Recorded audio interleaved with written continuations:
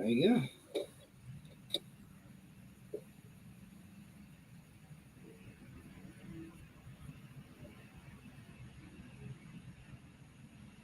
What's going on, everybody? It's your boy Fab Freddie Fox, America's Big Brother, and we back with the Saturday Night Sit Down.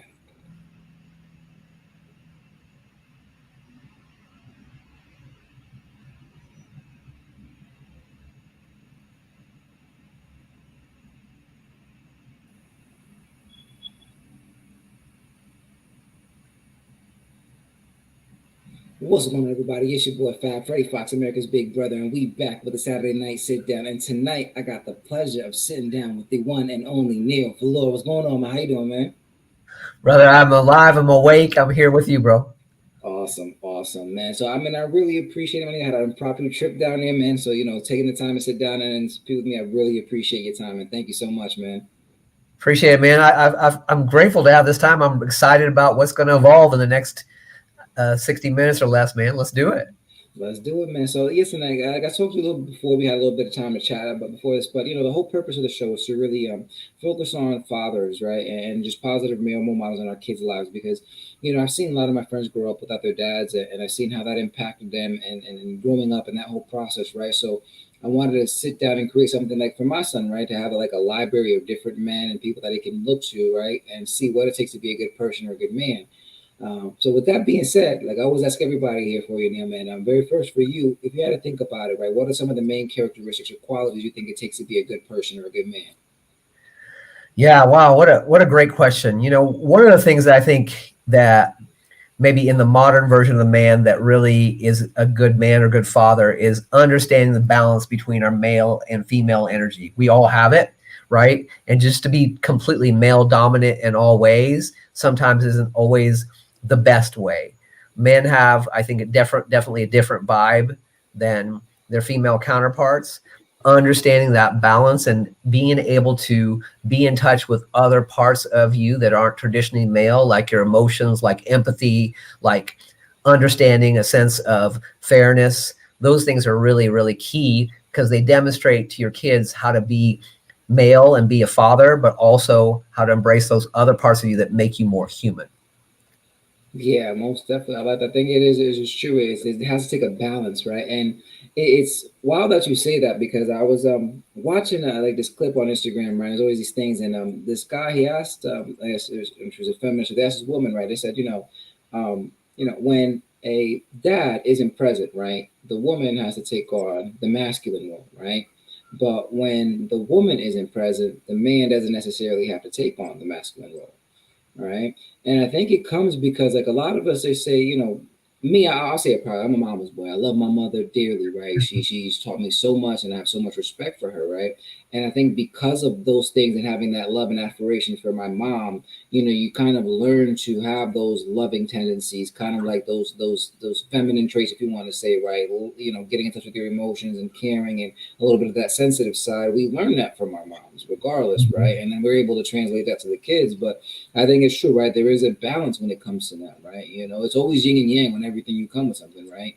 So and even when you look at it, someone, and I think in most cases, right, we see that where someone kind of takes on either a masculine or a feminine role, no matter what the relationship looks like, right?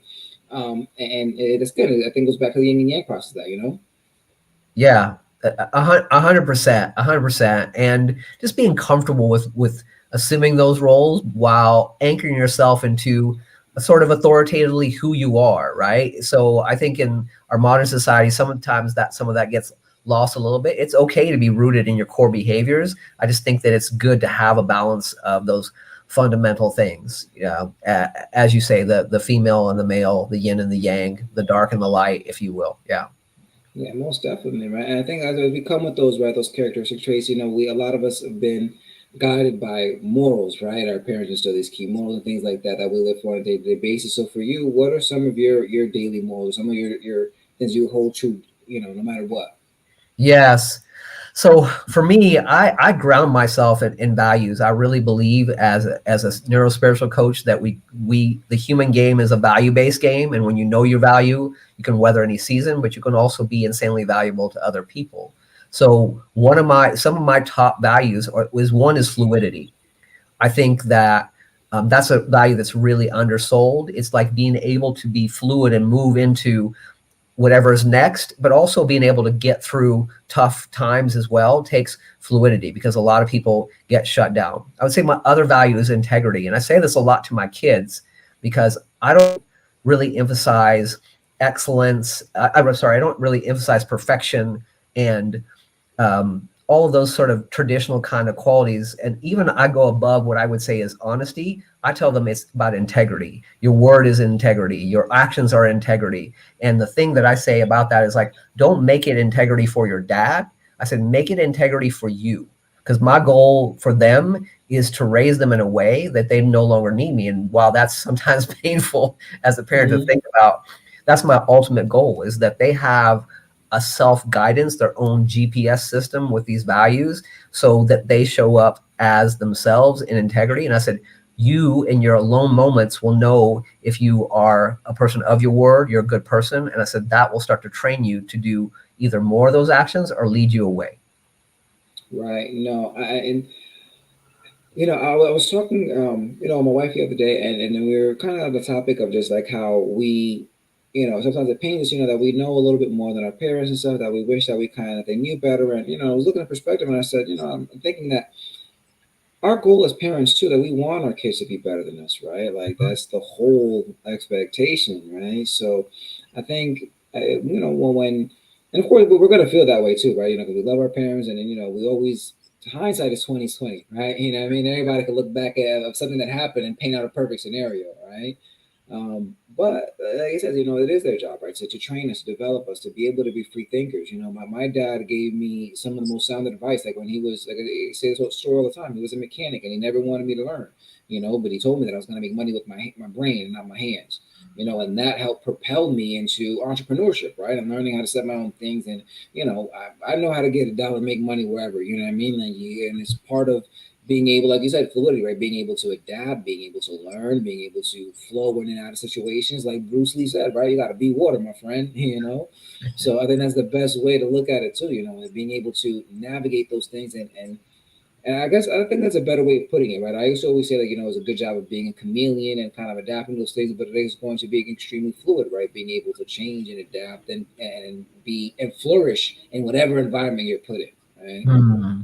Hmm. I love that. And that is, for me as sort of a neuro guy too, that's a big focus of me, because I'm constantly looking at sort of the maturation of the aging process. And what I notice, and I this is one thing as a dad, I let my kids into the human process. I let them into where I'm at. I let them into the things that we age, because I want them to understand. Their kids understand so much more than people give them credit for. And the thing that you said about being fluid, what I notice is that we age over time, is that we become more and more like a tree in the forest, kind of petrified, right? And we get set in our ways. But that happens as a result of an unbalanced nervous system, that we can't take the ups and downs of life, and we just need to have things in control. And that's the one thing that we actually don't have.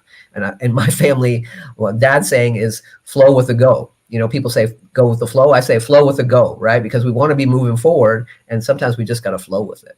I love that. I love. I think that's awesome, man. I think, hey, you said that too. Is like sometimes we get to that point, right? And I, I see a lot of things too, and I understand where it's like that joy is one of those toughest feelings that you can have, right? Because a lot of people we never accept it, right? Like when everything is going good, right, and we see like everything is fine, and we're living our best life, we're immediately like, oh, all right, what's gonna go wrong? Like what is gonna happen? Like, hold on, don't move everybody. Something, don't jinx anything, right? We're just prone to being able to not even accept the being in the peace, right? We don't allow ourselves to be at any moment because we're like, oh God, something bad is going to happen next, right?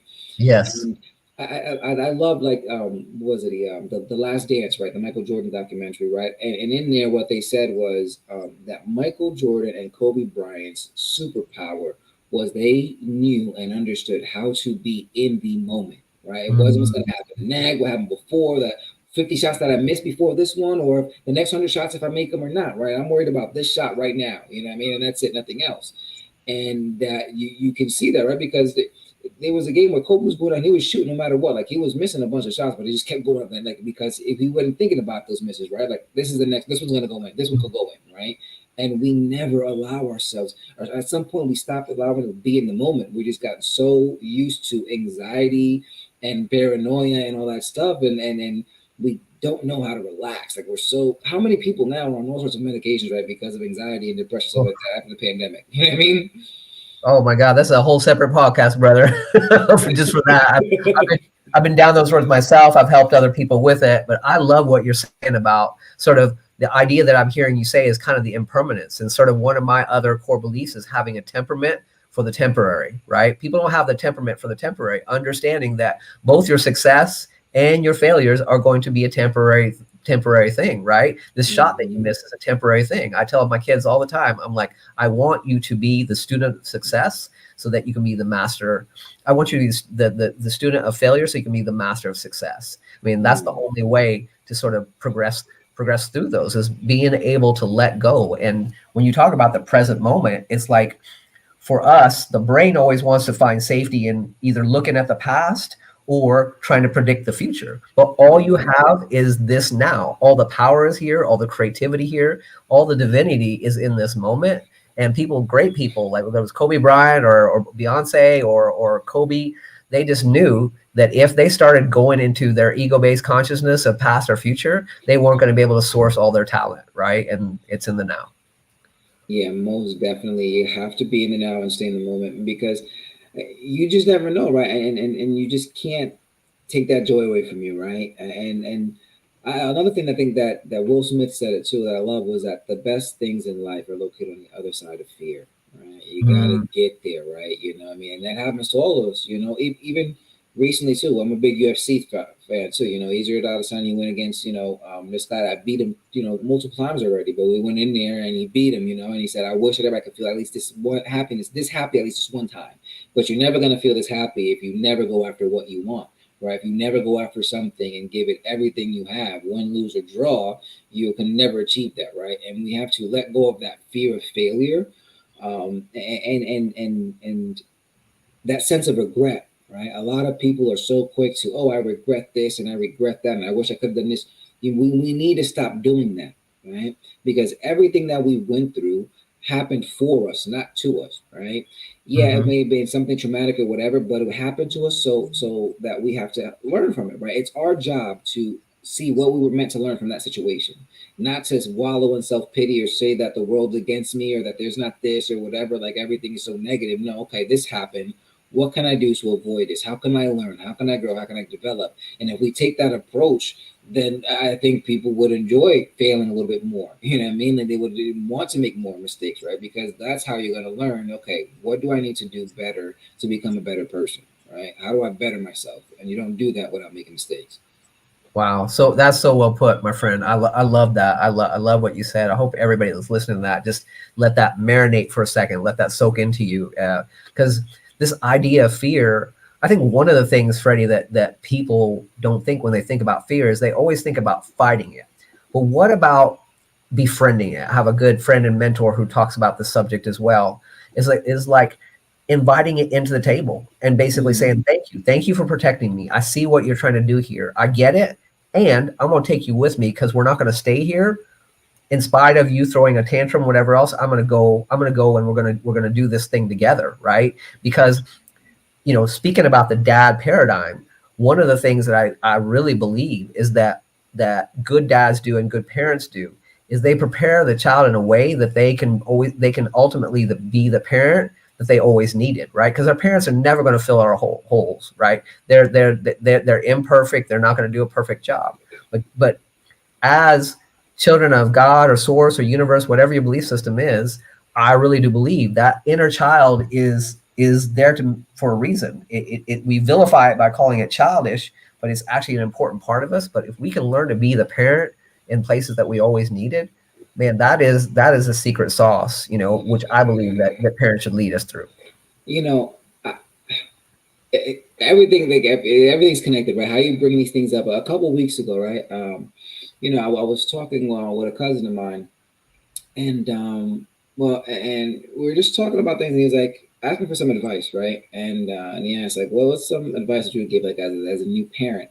Right? And thought about it for a second, and I said, "You know what? Lose all expectation. Don't expect anything from this child.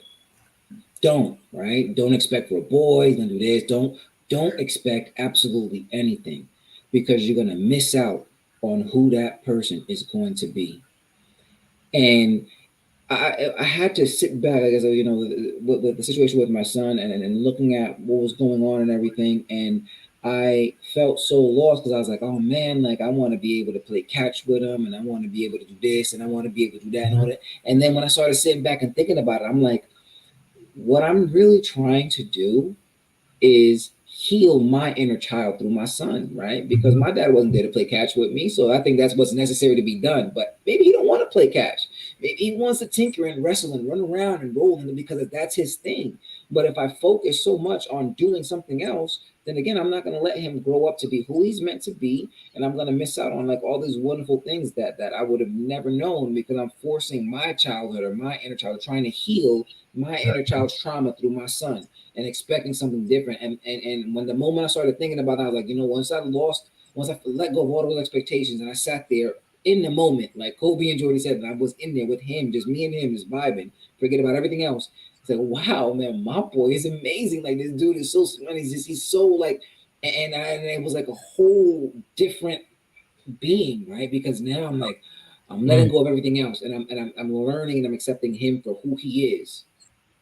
Man, so beautiful. Oh man, as a father, my heart is just glowing right now with everything you said. And you're right. These conversations are just there. I don't believe in accidents. You know, everything is orchestrated in a way. And I've just come to the conclusion in my life that expectations, any expectations I have, are limiting. People want expectations because they want to hold on to the past. But what I say is every one of your expectations is actually setting a limit for what's possible, right? Mm-hmm. And that's why I don't want expectations, because anything that I've expected has always been greater. And what Right. I'll say in relation to my children is that what I saw is that they were a mirror for me. They would trigger me. And in that moment, Freddie, I had an option to either hate myself more because I saw something in me, or accept myself and then accept them. And I know that most of my reactions are because of something that I wasn't allowed to do, or some grace that I wasn't allowed as a parent, and I'm reacting from that place. And what I downloaded in that moment as like, my kids, all kids want a relationship with their parents at all costs, and it's my job as a father to understand that and to nurture that and to hold that in reverence. Mm-hmm. Mm-hmm.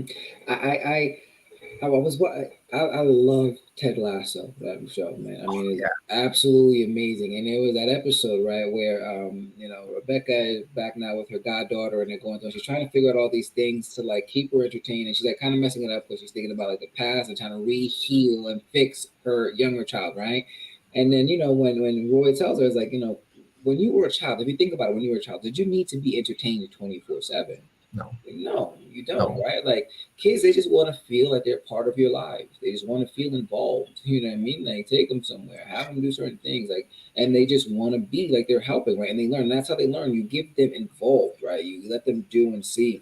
And I started learning that, like for my daughter, when it comes like the podcasting thing, like I don't teach her any of this stuff or say, hey, come on, let's sit down and do it. Because the moment I do that, like you said, I'm starting to set expectations, right? I'm going to expect her to learn X, Y, and Z and expect this to happen in this form. And I was like, I can't do that, right? So I was like leaving my equipment there, and she was like, oh, can I see? And I'm like, yeah, go ahead. I just turned my back to her and just let her go. And I'm just listening. And she's on the mic like, hey, everybody, how you doing? And it's down the third. And I'm like, I mean, just going smooth with it. But because of all the time that she listened to me doing this, right? And the times I brought her to the studio and things like that, never forcing it on her, but if she takes an interest, yeah, I'll help her guide her through that interest and answer those questions. But I'm not going to pull her along this path. You know what I'm saying? Yes. Like I will guide you, but I'm not going to drag you. You know what I'm Yeah. saying? Because it's Yeah. very Yeah. Man, I'm trying to think of his name. I'm gonna get the name wrong. I think it's Dr. Russell, Dr. Jack Russell. Forgive me if I've got it wrong, but he has an amazing speech. He speaks on a lot of ADHD, which that's not really my focus, but he speaks a lot um, on children and their belief system. And what is really, really amazing is that he shows that most of their characteristics are genetically based. And what we say to our kids, even by the age of 10 or 12, has like 15%. By the time they're 20, has zero. However, the information we provide them, we are there to basically be the Sherpa, to guide them, whatever else, but we're not going to form them. And when you really get Hmm. understanding and kind of what our parents did, it was like so much about control, so much about control. And man, I'll tell you what, when you release that control and you understand that you're just here basically to just guide and kind of just pop open a drink and watch the show and not let them get themselves hurt too much, but just let them have their knocks and falls. They when they were little, I didn't helicopter them anything. I just let them learn so many things on their own. I let them struggle. They would be on the floor. I'd be like, "Are you daddy's here? Keep struggling," and they'd be crying a little bit. I'm like, it's okay. You know, get up, move your arm. It's gonna be fine, right? Hmm. Always there, but not doing it all for them and not trying to make them have an experience that I want them to have. Hmm. Yeah, no, and I know exactly who you're talking about. I can't think of his name, but I seen the exact clip. I know what you're talking about. Because once I've seen that one, that's what got. Then I started watching so many other stuff of his things, and it makes so much sense because in the past year or so, I was diagnosed with ADHD. And my daughter as well. I can see that. So I've been doing a lot of research and learning, and learning how to um, adapt right with those, right, like again understanding that the whole thing about hyper focus and how to what my triggers are and how to go my ups and downs and all that stuff, and really help to channel those in a way that allow me to be productive and successful. Like again, like today it was amazing. I went to this birthday party with my daughter, right, and I was so happy that I went because I wanted to be able to talk and interact with other adults because I rarely do that, right. I'm with my kids all the time, what I mean, like, which I love, and don't get me wrong, because I want to be there, right. You know but I'm sitting there and I'm talking to all these people, and and they're asking about them. And I'm able to go into all these conversations because I have such a wild background in jobs. I went from cleaning pools to being in the corporate office of of the cable company. You know what I mean? Like up and down, all in between. Wow. And Wow. because of all those things, is because now I realize because of the ADHD, right? Searching for that dopamine and those triggers. Like any job that I get, the moment they're like, okay, here's your position as level one technician. Great, day one. Now tell me how do I become a supervisor? Like what's next? How do I get up from here? You know what I mean? Like and it's always like that. You know what I mean? Like so that's why like people say like at the party like, oh, what do you do? I need somebody who does content. I'm like, oh really? I have a podcast. I got content all the time. I can help you put out content, get the things or whatever. And it's like, oh great, Mhm. amazing. And we need to get some shirts and apparel. You do too. Well, guess what? I do custom t-shirts and everything like that as well. Look, the pool's off level. Guess what? I used to clean pool for a few years. And you know what you do? Don't put so many tablets in that pool. You know what I'm saying? But because of that, like I have all this because I'm always so intrigued by people, and that's why I love the podcast and things like that because I get to speak with wonderful individuals like yourself and learn so much more to help me grow and adapt into that and into my lives. And I think that's when it comes back to the characteristics and the qualities and stuff like that. I think we have to teach our kids to learn to listen, right? Like, don't Oof. feel like we're trying to be mean or drag or stuff like that because that's not our goal, man. Like, it's not. For the most part, we really want you to be better for yourself. So just learn to listen a little bit more so we can take advice. And in that way, we'll be able to learn and listen to you because as a parent, it's important to have dialogue with your kids. We sit down every day for dinner and we're like, hey, how was your day? Well, what's going on? How was this? And go because we need to help them guide through those feelings and those emotions through those days and the ins and the outs. And if we're not there as parents to continue to guide them and stuff like that, somebody else gonna be raising your kid, and then he might not like the results. You know. Man, I hope everybody heard what you just said. I know you kind of was speaking a little fast there, but he said learn to listen, but then we'll listen to you. And that's one thing. I was just having this conversation with my kids on the way down here.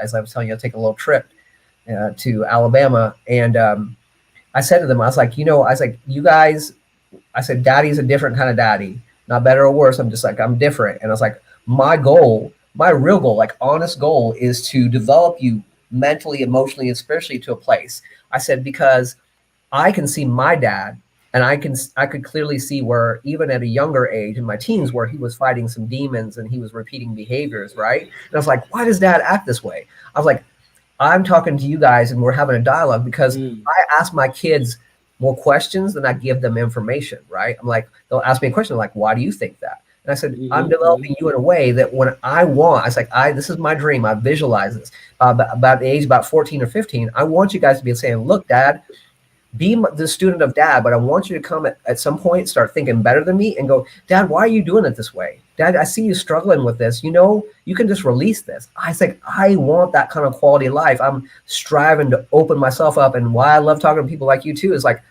the number one asset that I have is being able to crawl into somebody else's mind and understand how they think and approach life. Because my way is not the right way, bro. It is not the right way. If it was all the right way, I would have solved it all. I've been done.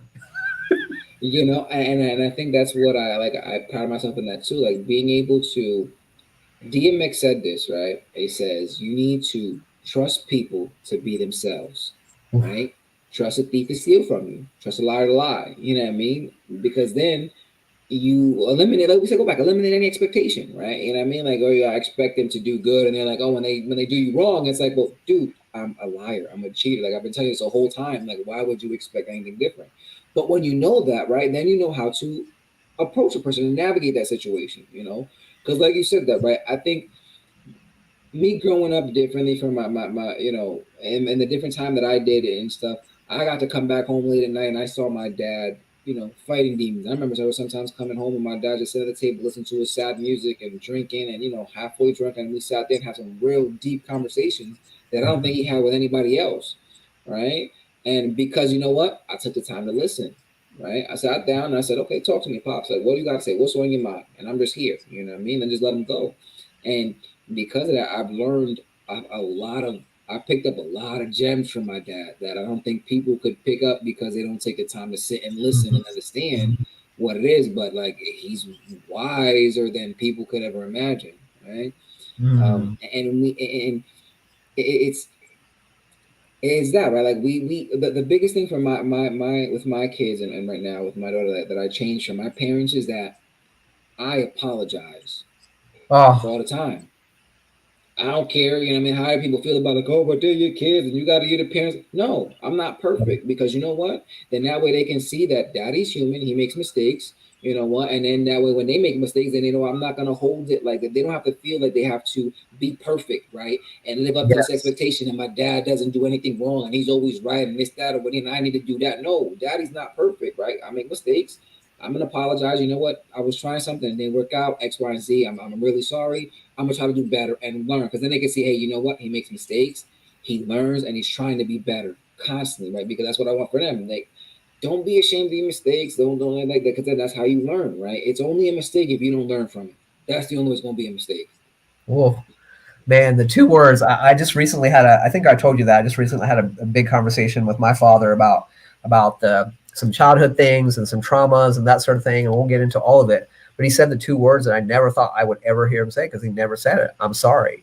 And I say that regularly to my kids. Not only that, but I'll tell them, Daddy's fighting some past things here, or Mm-hmm. I've yelled at my daughter, and I went up there and one time it's not the first time my kids have seen me cry, but I'm just like, I'm sorry. I was like, I shouldn't have. And it's like, I don't want to model this behavior because, like you said, I want them to have an understanding of what it actually means to be human. And what I love to know about your feedback on this is that, what I see is actually the warden of fear is perfection. Because when we have perfection around, we cannot fear. We are caged in with the fear because if we decide that we're perfect, we can never go outside of that, to just Mm-hmm. to release the fear and move beyond it, right? But that's the thing that's like the unbelievable part of being a human being is we're all human, pretending we're they're not, but hoping that somebody will confirm us as human, right? Right. How you doing? Right. Fine. How you doing? Fine. I'm like, come on, tell me something real. Stop saying fine. I mean, it doesn't always need to be crying and breaking down, but just like tell me some great stuff and tell me what you are coming up against so that we can have a shared experience. We can be connected and reflected, right? And figure it out together. Oh yeah. Oh yeah, man. It's man. When I was in concert choir, right, my choir teacher said one thing, right, that always stuck with me, Missing a Google.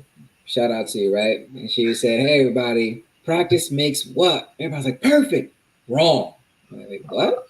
Said, practice makes permanent, right? Mhm. And then after a couple of years and so I started thinking about like, you know what, man, sis, I'm gonna try to make that a little bit better. I'm gonna try to evolve that a little bit more. But my thing is that practice makes progress, right? The more Mhm. you practice something, the more you're gonna progress, the more you're gonna improve your skill at something, right? You can never go backwards, right? When you practice at something, like you can't like start messing it up again, right? You learn different tricks, you learn different trades, how to do a little bit different, maybe more efficiently. You know, maybe again like like all right, like perfect example, like Kobe Bryant went out there, right? When he shoots the basketball, he used to always shoot it off his index finger, right? Mhm. That was the way Mhm. he shot the ball. He got into a game, broke his index finger. He's like, damn, what am I gonna do? Did he go back and say, no? He's like, all right, now I'm gonna adapt. He rotated to the two finger approach. Right now, it's rolling off these two fingers and going to adjust my shot. Now I got to practice something different to progress and get better. And he's still making buckets. He's still, you know what I mean? Like, and even after that, so no matter if you continue to practice something, you continue to give it a go, you continue to try, there's no way you're not gonna get better. No matter what you know what I'm saying? Like it's impossible not to get better. So Right. that's my view on that. Like I don't think anything is perfect. I tell I eliminated that. The words can't, perfect, you know, I've eliminated those things out of my kids' vocabulary. You know what I'm saying? Because I don't want them to use those words or anything like that because we can always improve something. And if you expect perfection out of something, you're only gonna get disappointment. Yeah. Yeah. Yeah. Yeah. 100% that. You know, one of the things that I think that we should practice in front of our kids, and you know this as a entrepreneur and somebody who's done a lot of different things in their life, is just chasing your dreams, right? That's the one. And we talk about the information that we send our kids. We send our kids more information from what we do rather than what we say, right? And Ooh. we can tell them, hey, I want you to dream anything. But kids start out in life as make believe, and we should make the transition to belief makers. But most adults don't. You already know where they're at. They're martyrs. They're not doing anything. They're not taking care of their needs. And I'll regularly tell my kids, hey, this food is for dad, or this night is for dad, or hey, I want to send you to bed because I need some time to myself, or I just need to go and decompress now because I don't feel like I'm going to react well, because I want them to know.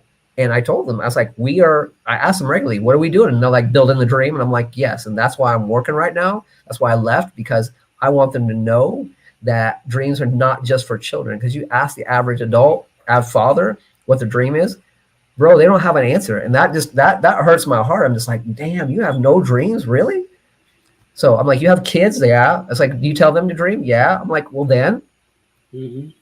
You know, it's I my kids came to me when I needed them, right? I didn't plan for them. I didn't think like that, Mhm. and you know, because of my kids, and like you said, right, I've learned so much more from watching my dad than conversations. Right now, as I'm older, we're having more of those conversations, right? Because now I think, like I said, he sees me more as like that, as a man, as somebody is raised and respects me in that manner, right?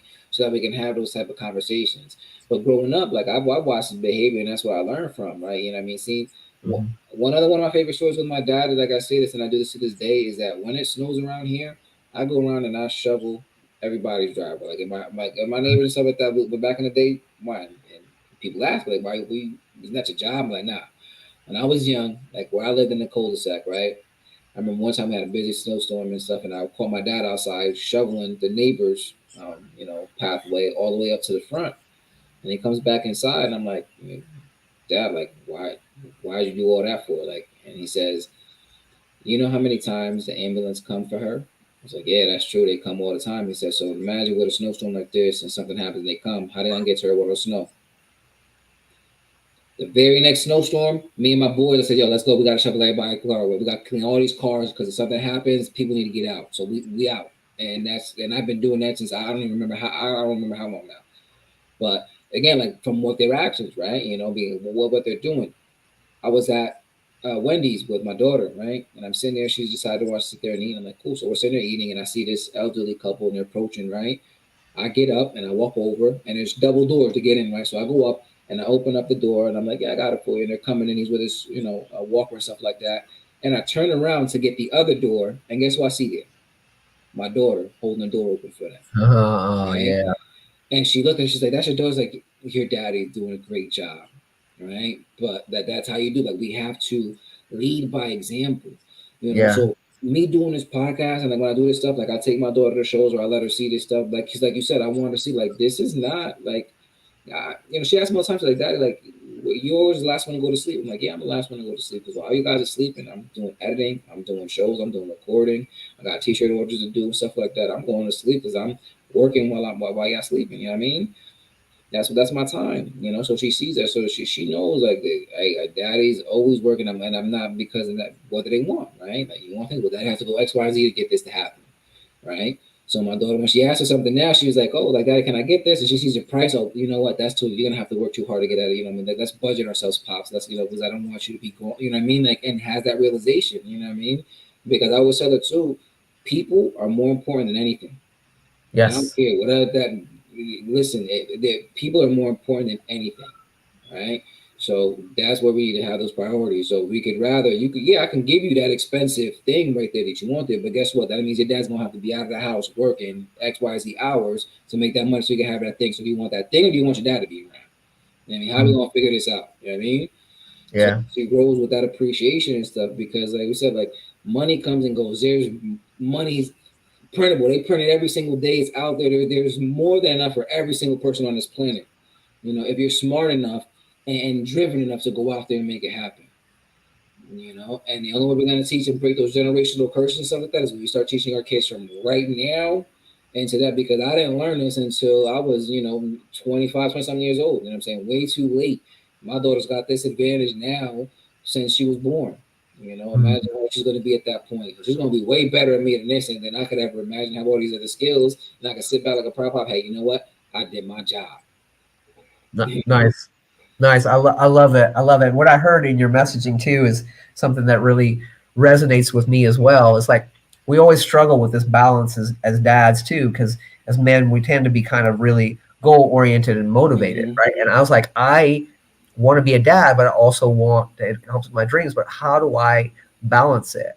And Mm. what I really decided is that I'm going to have gratitude for the present and faith in the future. Because what I see a lot of people do is that they try to control their future. And when you try to control your future, you go into full male mode, right? And that's when dads can, in not all the reasons, but sometimes they can be really absent because they're just Mm-hmm. trying to build. And that's what male energy does. We build, we go forward, we try to be competitive, but then we're just always trying to control the future instead of being having that balance of faith in the future, faith in what's to come, right? Because there is no, I heard this, you were in there too, our mastermind, it was like that lady was talking about, like, there is no real balance. Balance is a moment in time. Remember, she was saying that it's like the balance is, do I need more builder dad or need more empathy dad? Do I need more work hard dad or do you need more be with my kids dad, right? So I think we need to, as fathers, we need to be able to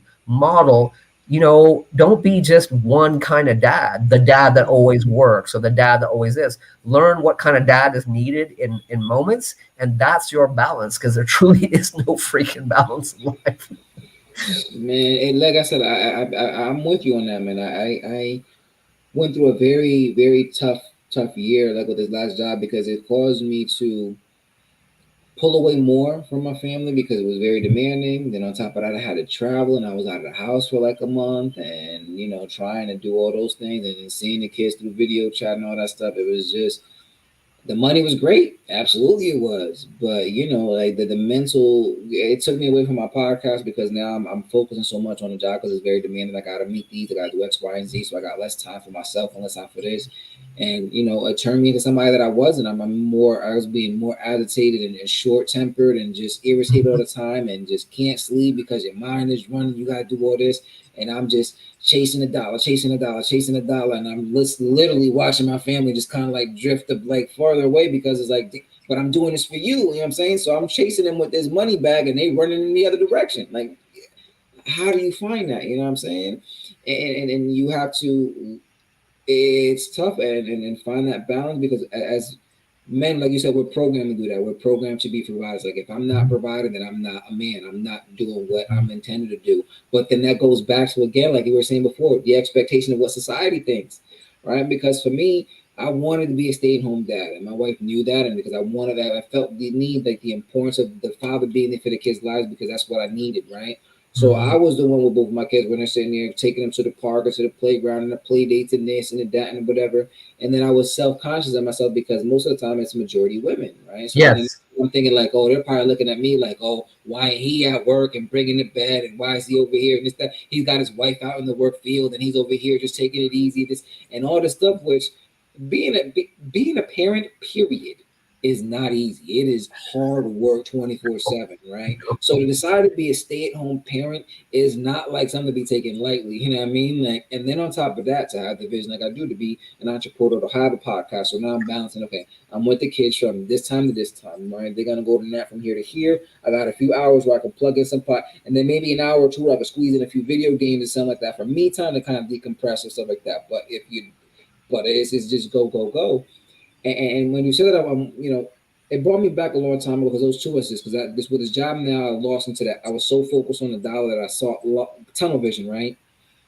And it brought me back to a point in time like when me and my wife were dating, and we went out to New York to go to this concert, right?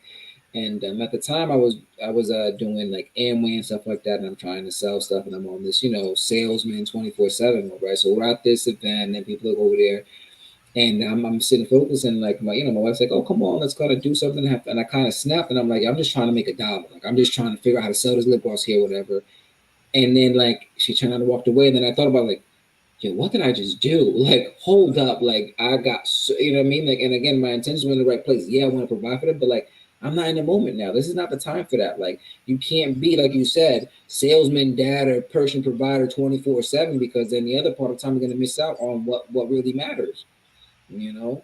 So those Yeah. were like, those 2 moments was like, that you really gotta have that balance, and it gets difficult because we know, like, I know what our heart are as men, to pre providers and do that. We want to be Superman all the time, but at the same time, as it goes back to say, we need that yin and yang, and we need to work with our partners and have that balance and stuff like that because we're not gonna be able to do it all alone. Yeah, yeah, and if you're not careful with all that bill, I mean, I know so many guys have run their health into the ground. I mean, I was there too. I had I ran a company within a 80,000 person company. I had the big multiple 6-figure job. I'm not trying to flex here. I had this expensive. People are like, "Wow, you're living the life. I see the things you have," and then I just left it all because I had 6 month, 8-month-old twins at home. I was never home. I was always traveling. Yeah, we had some great benefits. We took a lot of European vacations. The company kind of allowed and all those things. But I was just like, man, I don't really give a damn about walking across a little red carpet. I'm not an alcoholic. I don't need a drink at 9:30 a.m. sitting in first class. The Mm-hmm. front of the plane is going to get the same as the back of the plane. I'm just like, Yeah, you're gonna get man, there. I'm missing my babies. I'm like, this is not what I signed up for. I did not sign up just to be gone from my kids all the time, give them a life. And I knew in my heart, I'm like, because my boy to this day, and it can almost bring me to tears, is like, you know what he wants me to do more than anything else is just come watch him or do anything with him. Dad, can we throw a ball? Dad, can you build Legos with me? That's what he wants. He doesn't want complicated Disneylands and trains. And we're going to take all kinds of vacations across the world. That's part of my dream. We've taken a bunch already, but that's not what they want. They want the simple things. Dad, come look at the bath. I got it filled up and I'm taking a shower at the same time. He wants to share with me. That's what he wants. He wants Right, to go, hey, right. Dad, you have a moment for me, right? And there's Mm-hmm. those songs about it. And I was starting to live that at one time. And one night I was working so much and I'm just like, what am I doing? What am I doing right now? I am living that. And I just shut everything off and I just went down and played for 2 hours and laughed and rolled around and chased my carpet. I'm like, oh my God, let me just remember this the next time I decide that the Right. only thing to do is build. My and our kids are true beacons of what's really important, right? Yes. I always say this, that my daughter is all of my best qualities in the flesh. You know what I mean? Like everything that's good about me is in her. And I see Mm, that all the time. So it's a constant reminder of those times when I want to sit there and be like, oh man, like, yeah, and because we all have that negative self talk all the time. We always sit there and we kind of we are our worst enemies because we know every single one of our insecurities and we know how to poke and prod at it until we're suffering, right? And I look at my daughter and then she reminds me, like, man, like how Joy is. She's so friendly and so, because I was like that. That was me as a kid. You know what I mean? Like, I'm always such a kind of caring person and looking out for others. And I can get to see that. And it's like a reminder, like, all right, That's still in me. I can bring that out, right? But then the other part, like you said, my son, he always brings me back to the now, right? Like when I'm Mhm. sitting here working, when I was working that job over there, and he'd come home and I'd be sitting here with him. At one point, he'd sit here and he'll come over and he'll pull my chair away from the computer. He'd take off my glasses and throw them on the table. I'm like, look at me, come here, stay here. Like, Yes. forget about this. Let's play. Joke with me. I'm gonna play with him. Laugh in your face. Let me, and I'll grab my face and I'll just start laughing hysterically. And it's just like, and I'm like, I'm gonna go have fun right now. Like I don't care what else. Like I'm gonna go do this, right? And the first week I took away from this job, right, and I spent it with him. It was like I was like in that mode. I'm like, all right, you know what? I'm gonna try to transition, find a different job. I'm gonna try to do this, and then he had to stay home because the daycare he has to set up some strict COVID things and all that stuff. So I was like, I'm gonna miss out a week now. I can't take him to school now. I gotta sit here and watch him, and I can't go make a dollar and provide for him and stuff. But that whole week was incredible. It was me and him. We went to the mall and we're sitting in the ball pit, and me and my son are rolling around in the ball pit, laughing like there's no tomorrow. And we're going out for ice cream and drinking milkshakes and laughing and giggling, and you know what I mean, and sitting at home and watching TV and laying up until he passes out on my arms or something. Like, why was I sitting there? There's no amount of money that's gonna bring me this happiness that I'm feeling right now. Like, impossible. You know what I'm saying? This $15 that I spent here at the mall is worth millions in memories and happiness that I'm gonna have with him for the rest of my life. Oh You my know? God. Oh my God. And for all the dads that are listening right now, what I would say is you said something that really sparked my attention. You said, sitting here suffering. And there's an important distinction is that pain is not optional. We learn in this life by contrast. You have to have the understanding of being brought to your knees to understand what being at the top of the mountain is. In the same Mm-hmm. way, pain is not optional, but suffering is. But when we go Mm-hmm. into suffering, we go into victim mentality. And what I'll just say Yes. here in the male community, we do not talk about our individual pain enough so that we do not go in suffering. And I wish dads could sit around the fire and talk about what are the pains that you have? What are the pains in your childhood? What are the pains you're reflecting? What are the pains about like not earning as much as you want and feeling emasculated because maybe you are a stay-at-home dad or you're working a job right now, but you don't think this is where you should be and you're not making as much as you thought you would be, right? Let's talk about those pains as men so that we can rise up and be the role models and not entering to suffering, because suffering is sort of the kryptonite to our masculine energy, because in suffering we become droids and zombies, and that's where you see the factory worker dad who's going in and out and he's just barely alive, right? My dad grunted at me, he never said anything, didn't hug me. It wasn't that he was dead or emotional, he was just in suffering.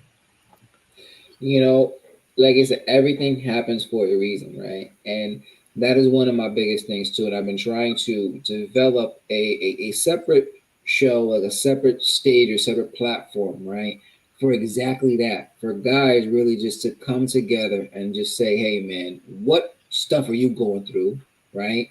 And let's see if I have to, something similar so we can work this together. Like let's figure this out together. Because you know what? I don't know how many times have I sat down with random of my friends one on one behind closed doors, and they explain to me all the pain, all the suffering, all Mhm. that I'm feeling in the exact. It's like I'm talking to a mirror, and I'm like, dude, you too, bro. Like, you know, how I was for months, weeks, years. I'm sitting here crying by myself, and I thought Mhm. it was just me. Like this is wild. Like let's talk, man. And then just even like that, nobody has any answers, and we're not expecting you to come up with a silver bullet or to give a solution to take with all our problems, but to be able to get it off my chest and to unload the package that I'm carrying for just 10 minutes is is a whole different set of relief that we can feel. You know. Oh. Boom. And that's the other thing that I'll say to dads out there too. We are incredible fixers. Like I grew up with a dad who grew up dirt poor, like literally on a dirt floor farm in India. So when he came to the States, he didn't want to call a repairman for anything. We fixed everything: riding lawnmowers, stereo equipment.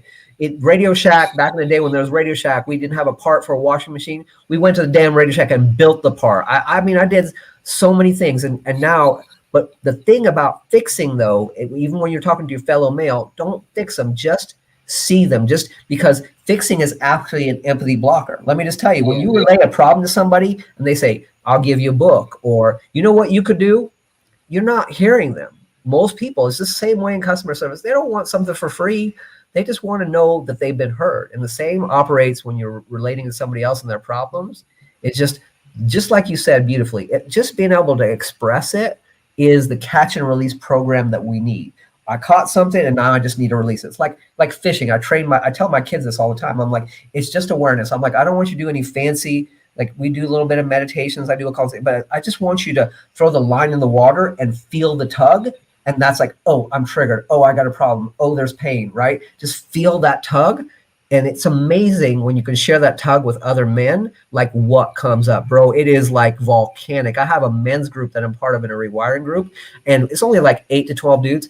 I would sooner like miss a black tie party than miss my men's group, right? Because that's how valuable it is to me. That I didn't get into that. Start focusing and developing that because it is so important. And I love how you brought up fishing because I was have this fishing analogy, right, that I usually do with customer service when dealing with customers, right? But I think it goes for every situation because when you're sitting there, right, when you go fishing and you throw it out there and you get a feel in the line, you're not going to immediately start fighting to reel it in. You're going to exhaust yourself, right? You're going to burn yourself out. And then what's going to happen? It's going to get away and be gone. You're going to be left with nothing, right? The smart thing to do is, you know what? Let me give it a little drag. Let me just sit back. Let it fight and thrive. Let me just sit here and relax and take my time and be patient and just let it go through. And then when it's tired and it's defense, now I'll put in the effort to feel it in. You know what I mean? I will, and I'll get my meal. You know what I mean? But we're just so anxious to kind of like fight and just combat and like be, like you said, be the fixer, like take control of the situation. When we just take a moment and just sit back, right? Read the situation, know what is called for. And when the moment is right, then you get your fish. Then you fix your problem. Then you can move on from that situation, right? But don't rush it. You know what I mean? You rush it, you're gonna make mistakes. Just take a second to think, process it out. Perfect planning prevents poor performance, right? Like the 5 P's. So go with that. Nice. Perfect planning prevents poor performance, right? So, Yeah. Well, um, Freddie, I know I'm going deep, but let's go deep. Like, tell me, like, what's a moment that you shared with your kids that like was kind of a life changing moment, in terms of like a victory as a dad, or just a moment where you just really connected with your kid. It's something that you could share, maybe you weren't able to, in a way you weren't able to share with your dad. Anything to come to mind? man, like I would think I was just say that recently where it's I was over somewhere, right? And uh, they were going to go to the movies, right? And Yeah. I was like, man, like I can help you out. I can get the movie. You can watch it here at home and save yourself $40 for something else, right? But then the child was like, yeah, I really want to go to the movies. I want to go to the movies, like whatever. Like I'll just spend. And I'm like, all right. So they ended up taking to the movies, right? Next day, I got me like a little mini projector. And granted, they have a projector too to be able to do movie night stuff like that. It's a matter of going to the theaters. Maybe it's just that thing. But for me, it was great because like I got home with my daughter. My daughter sees the little projector that I got. She puts it up. She's like, "Wow, Dad! Like now we don't have to go to the movie theaters anymore. We could bring grandma home. We could bring everybody here and bring popcorn from the microwave. And we could just sit here together and we could watch the movies here at home. Like, wouldn't that be a great idea?" And I'm like, that because like she so wants us to be with people, like just be around Uh-huh. here, or like recently too. Like I think I've shared recently. I went to just a podcasting class, and one of the kids' grandparents passed away. And I kind of like related to him because I remember the trauma that I went through when my mom lost her mom, right? And seeing my mom suffering. It wasn't the act. I later when I understood what death was, because I think I was like 5 at the time. I didn't really understand what dying really meant, but I seen my mom in the most pain I've ever seen in my entire life. Mhm. And that definitely left me feeling a certain way, right? And I kind of shared that with my daughter, kind of explained the situation and stuff. And then she had asked me one day we were leaving my mom's house. After that, she says, is grandma gonna be around when I'm a teenager? And I was like, I'm pretty sure. I mean, like it's 8 years away. Like, yeah, she's like, how about when I'm an adult? I was like, baby girl, I'm not gonna make because I don't like. I'm not gonna lie to my kids. My mom never lied to me. I'm always gonna make sure. I don't know. But we can just say that's why we always spend the most time we can, with the people that we can. You know what I mean? Like the people that we care about, we try to spend as much time with them whenever we see fit and we can make it happen so that we don't have any regrets from any of those things, right? And a couple of days go by and my daughter's like, we were going down to go to jujitsu because she does jujitsu every day after school. And she says, hey, Dad, would it be okay today if we skip jujitsu and we go see grandma and grandpa for a little while? said, absolutely. Let's skip jujitsu. Let's go over there and be with your grandparents for a little while, you know. And those are the things that's like you said, those moments where it's like I feel like I've succeeded, right? Because Hmm. I've always wanted to make sure that she understood that people are more important than things. And those moments that you said, hey, you know, I don't have a lot of time. Maybe today I'm not feeling too good, but let's go spend time with them. Let me go see grandma and grandpa for a little bit. You know, if we go over there for like a quick visit, like I'm gonna go pick something up, she has to see them, and then they say, hey, can we go back there? Because the other day we went and we were there for just a quick minute and we didn't even see grandma. Like, can we go? Okay, you know, because I want those things to come out like, hey, I want to spend time with people. I want to create memories and have those moments of laughter and all those times because, man, what Denzel said, right? You'll never see a U-Haul following a hearse, right? Everything that we have here in this world, we ain't taking it with us. You know what I'm saying? So the only thing that we have is those memories, those joys, those moments of laughter that we can cherish forever, right? Yes, yes, I love me some Denzel videos. He's got Oh some yeah. great advice, you know. And for me, like it's just the little moments. There's a lot of big ones. Just little moments, like being on vacation and multiple people coming up to me, educators saying, you know, I haven't seen people act like your kids act. You know, they're just amazing because we're close to our kids and we're always pushing their performance or their Mm-hmm. development. So we kind of get hard on them, or just like the neighbor saying, Overcritical just sometimes. say again. We get a little overcritical sometimes. Oh, You know what I oh, oh, mean? yeah, maybe a lot overcritical sometimes. Yeah, and then just like my neighbors coming up to me and saying, you know, our grandkids don't look us in the eye, but you're one of the few kids that actually look us in the eye. You know, recently I remember, like I've been talking to my kids about about feedback and just and also receiving, like how important it is to receive. We don't know how to receive, right? We say we don't have enough in our life, but most of us just don't know how to operate. And it's like put your hand on your heart when you're receiving something. I was like, just a way, because I'm a body guy, I'm a somatic guy, right? Mindset is down here. And I started to say something to my boy, and he put his hand on his heart.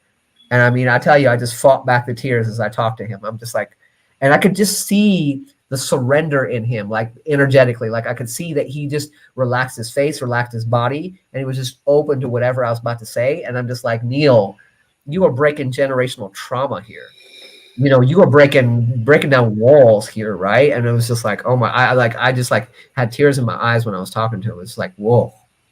And I'm so glad that you asked me that, and I'm so glad we're sharing that because I was sharing with these kids too when I was doing this podcasting club. Is that we fail constantly to give ourselves praise, right? To acknowledge that we are good, that we have something good, that we're doing that thing. We're always super critical, like how could I have done it better? I should have done this, right? That Mhm. that. But like we never really stop to think a lot of times, like, man, you know what? And I bet that's too because I've always associated confidence with being conceited, right? I've never just separated the two until I started understanding what it really meant, right? Like being confident, I'm not out to flex on anybody or bring anybody down or put you down or anything like that. It's just to say, hey, you know what? I'm a great person. I'm a great dad. But you know what, Neal? You're a great dad too. Ain't no competition here. Ain't no problem here. Like we're both amazing people. Why can't we just rejoice in that, right? We feel that Yes, we always got to be in some sort of competition with each other or try to be at, you know what I mean? Like, because at the same time, your piece and my piece can look completely different, right? And what yes, is and just because I'm helping you get your piece doesn't mean it's going to impact mine or get in the way of me getting mine. It may help me get there quicker. You know what I mean? Like I may find peace in helping you do what you do. You know what I'm saying?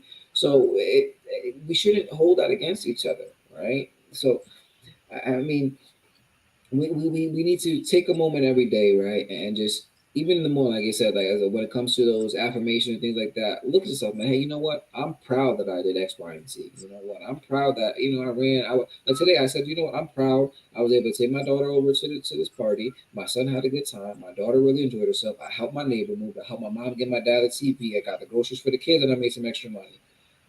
You know what? I did a great day. You know what I mean? I was very productive today. And I'm going to rejoice that because if I don't, if I wait for somebody else to say, hey, Freddie, you did a great job, nobody knows the hard work that I put in. You know what I mean? Nobody, when we're sitting here, people on all these Instagrams, everybody showing up their highlight reels, nobody's seeing the hours, the no, nights, the tears, the no, hard work, the blood, the sweat, the no, tears that goes into that to make it happen. no, no. The journey, we always show the beginning and the end, but the lonely Mm-hmm. valley in between where the mastery is boring and it's not black and white, is gray. Absolutely. Absolutely. And we just don't emphasize that part of the journey at all. at all. And with our kids, they just really need to understand what it takes to get there, right? And Hmm. not inflating it, not making it more sexy than that has to be.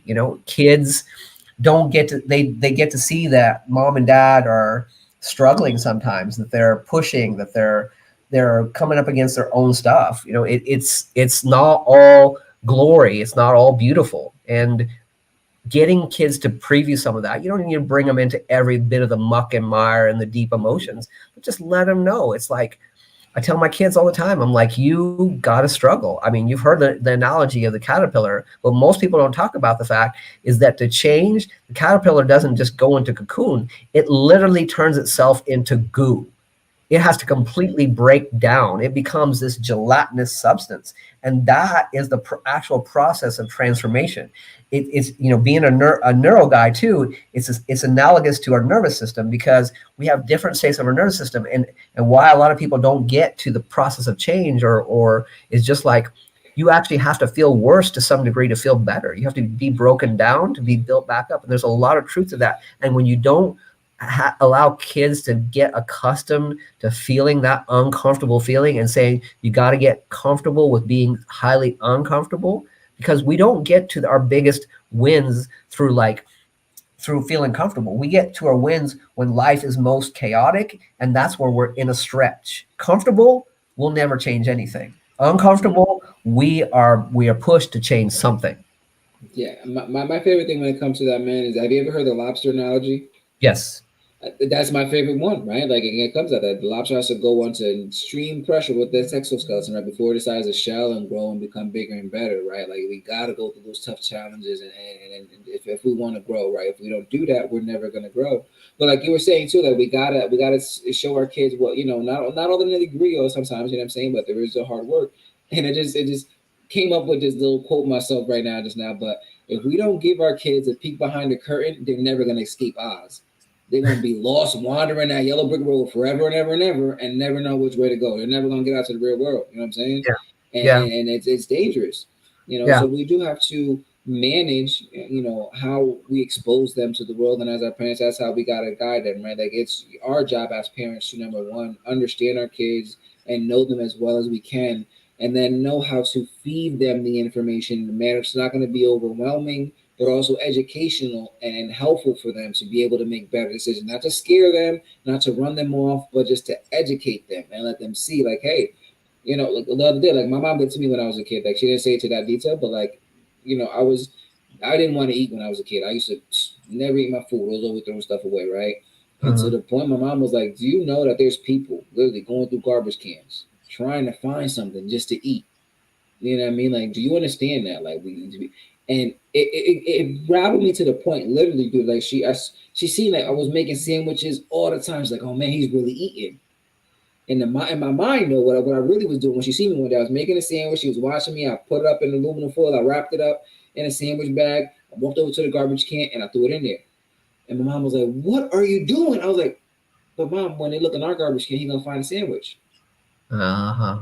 And she was just like, you can't get mad, what I mean, at the same point, but like that's where my heart was at. Like I was like, wow, you know what I mean? Like I can't believe that, you know what I mean? Well, I will help them out, you know what I'm saying?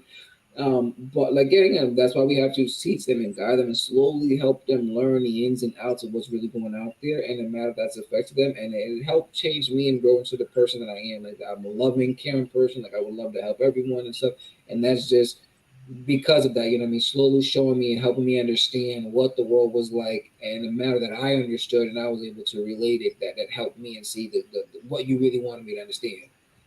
Wow. Wow. You Yeah. Yeah.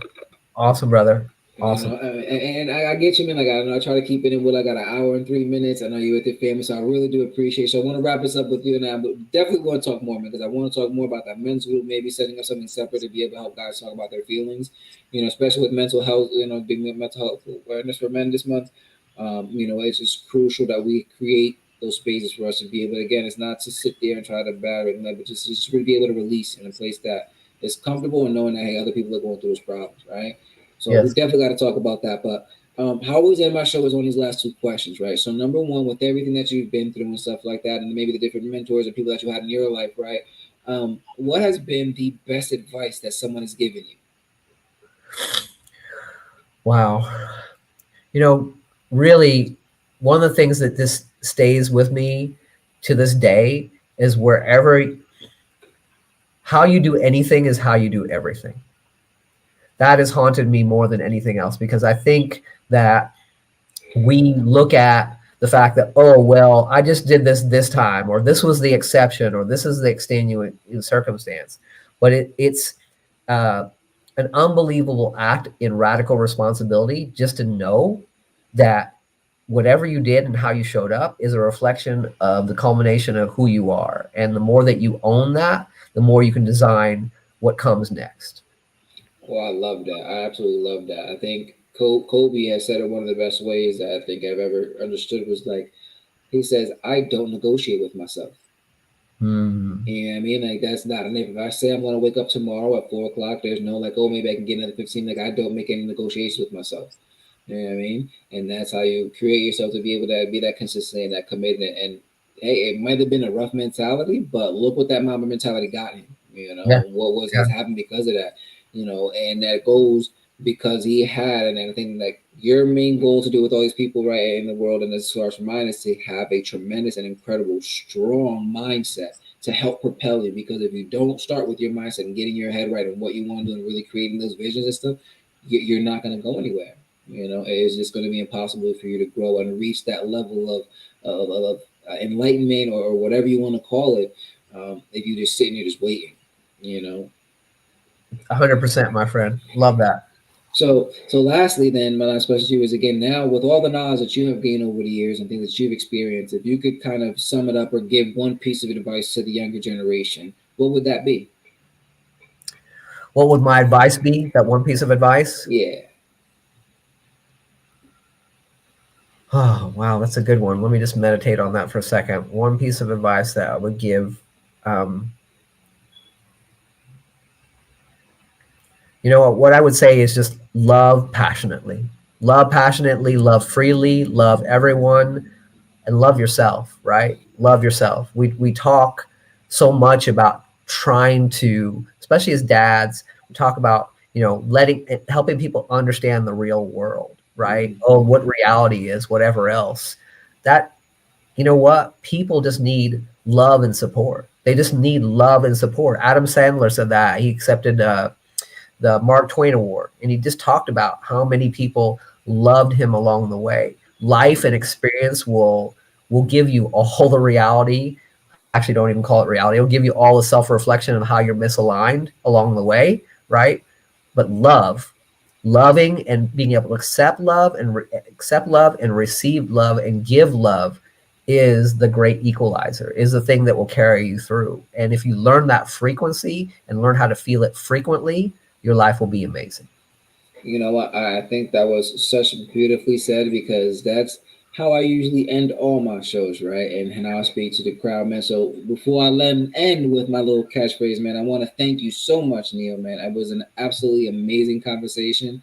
You know, I would love to keep going long, but I do understand you with your family and stuff, and I know like family comes so first. So thank you so much for even just taking the time out during your family trip during Father's Day weekend to sit there and share this information with the masses, man, and with me. I truly appreciate you, man. Thank you so much. Yeah, happy Father's Day to you, brother. And this has been very uplifting for me. I appreciate this time together. Appreciate you, brother. Now, awesome. Well, thank you so much, man. As I always tell everybody, like I always say, man, no matter who you are and no matter what you've done, your big brother loves you. Stay blessed, everybody.